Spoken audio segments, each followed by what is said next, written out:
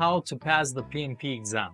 There are 4 things that will help you pass the PMP exam. Consider them secrets to passing the PMP exam. The first one, understand the concepts. There is a very logical link between any concept and process. That is the reason why you must not memorize them. Please understand each concept and process, see how it is linked to the other concept and processes, and understand what its key role is.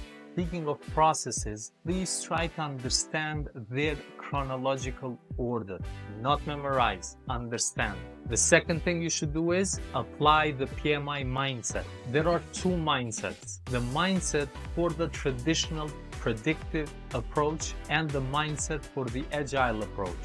These are the 2 basic mindsets. However, you should be aware of the hybrid approach too, which is basically the combination of the predictive approach and the agile approach. Remember, PMI wants to see whether you are capable of managing any kind of project, not only projects that follow the predictive approach or projects that follow only the agile approach. You have to know both predictive, agile, and also, of course, the hybrid approach, which, as I said, is the combination of predictive and agile approach. The third thing that you should do is not to apply your work experience. This is crucial. Keep in mind that you are not being tested on your work experience.